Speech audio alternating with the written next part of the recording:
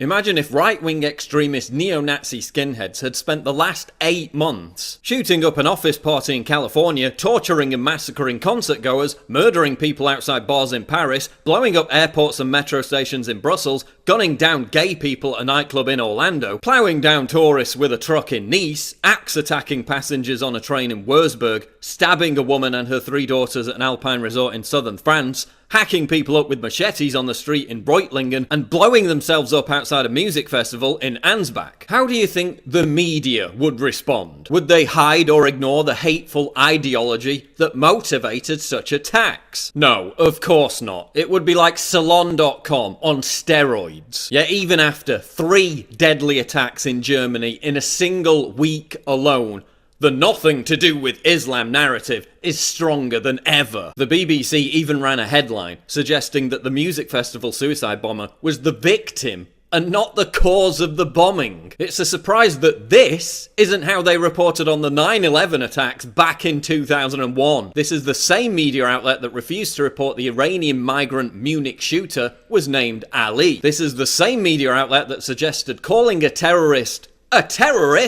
or an Islamist was politically incorrect. If we can't identify the problem for what it is, how do we even begin to tackle it? Our media and political establishment is more concerned about people being mean to Muslims than the fact that European streets are running with blood several times a week now because of violence committed by Muslims. I predicted that Germany was next in line for a fresh bout of cultural enrichment. What I'm predicting is this is going to happen in Germany.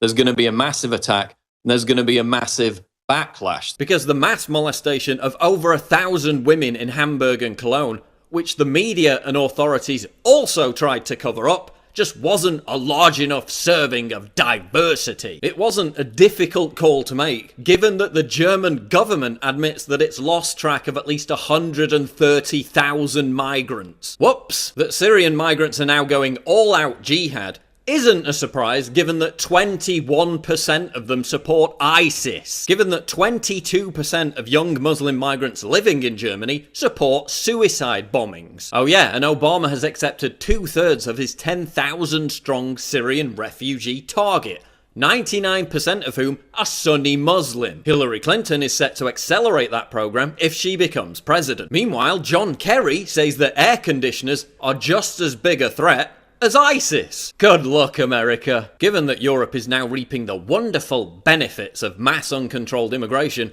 I have to make one of these videos every single week. You're probably sick of hearing me say the same thing, and quite frankly, so am I. So I'll leave you with the words of Stefan Molyneux.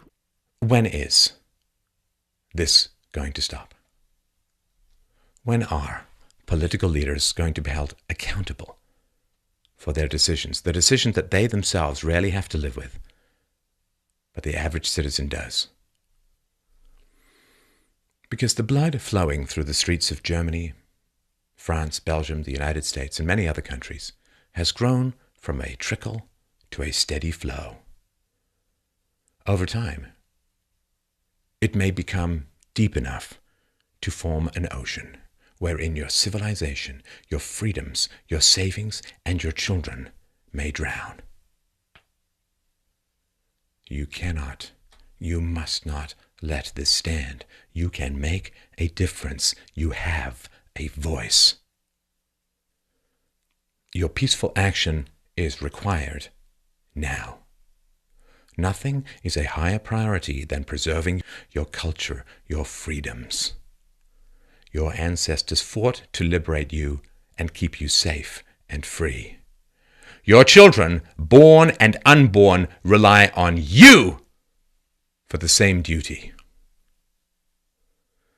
Do not fail them.